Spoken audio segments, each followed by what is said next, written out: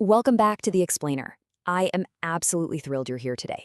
So, as part of our ongoing mission to make you the ultimate denim expert, we're going to empower you with the secret history of our industry's absolute most iconic garment. I mean, as professionals working right here inside a denim company, we literally live and breathe jeans every single day, right? But how well do we really know the anatomy of the products we're designing, marketing, and selling?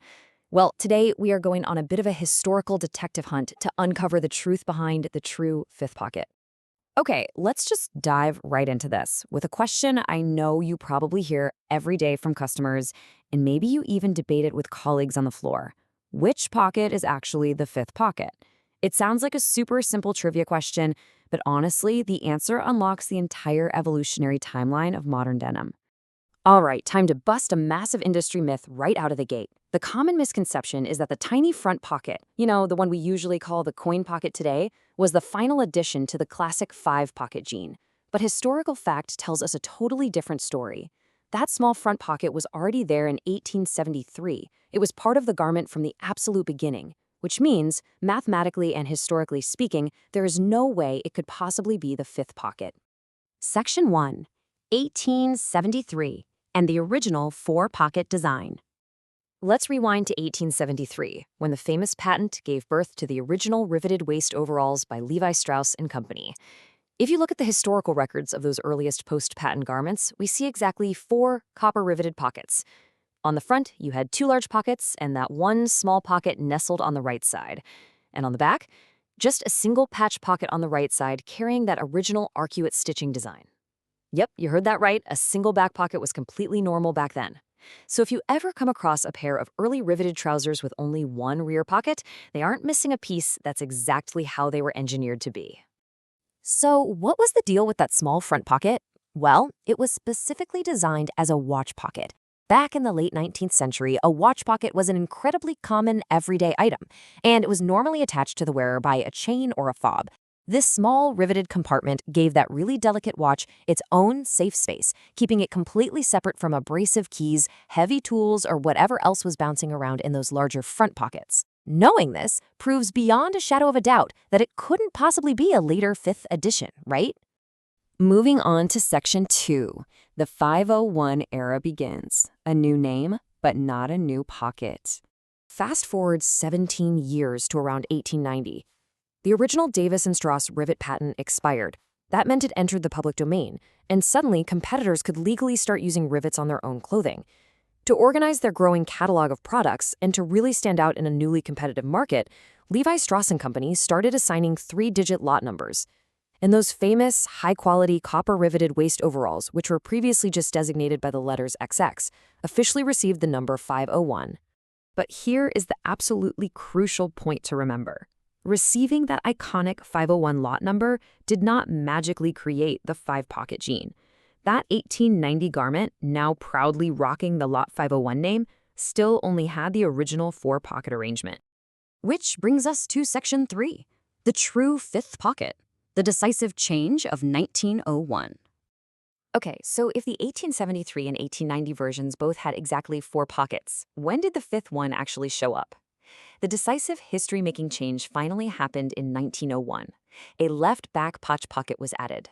For the very first time, the total pocket count hit 5.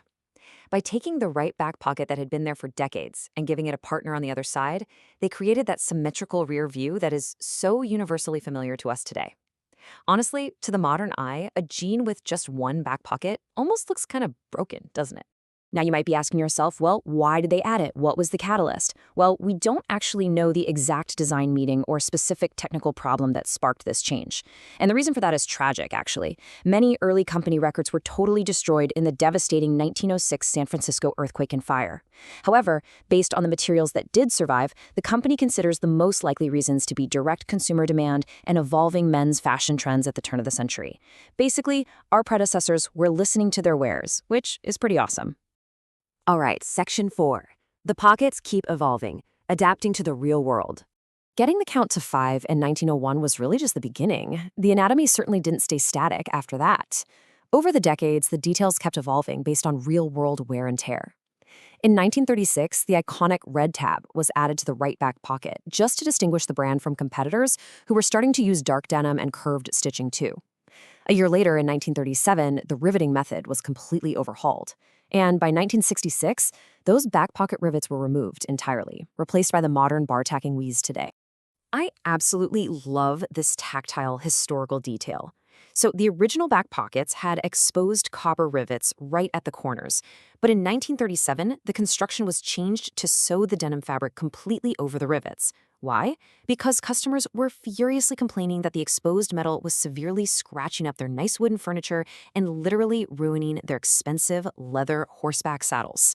It is a perfect and honestly kind of hilarious example of function dictating form. And it wasn't just everyday use. Massive global events shaped the garment's anatomy too. During World War II, strict national restrictions on materials meant that metal had to be conserved for the war effort. So, to comply and do their part, the rivets were temporarily removed from the small front watch pocket, and they only returned once the war was finally over. Finally, Section 5, Why This Matters, Elevating Your Denim Expertise. So we've solved the mystery, but let's bring this back to our daily reality on the floor. As professionals working inside a denim company, understanding this specific heritage isn't just some fun trivia for a pub quiz. It's absolutely the foundation of your brand's storytelling. You can leverage this expert product knowledge every single day. You can now confidently bust that front pocket myth the second a customer brings it up. You can explain the fascinating, real-world reasons behind design evolutions, like scratched saddles and metal rationing. By grounding your marketing, your design choices, and your sales pitches in authentic history, you completely elevate the conversation. Because true denim expertise is exactly what separates the casual fan from the trusted industry professional. I'm going to leave you with this final provocative thought. If the defining feature of modern jeans, that left back pocket, was born from a forgotten 1901 customer request, what everyday consumer need is out there right now, just waiting to inspire our next great denim innovation? Keep your eyes peeled, look closely at how our customers lived and worked today, because I guarantee you the next massive shift in denim design is probably hiding right in plain sight. Thank you so much for joining me for this explainer, and I seriously cannot wait to see what you all create next.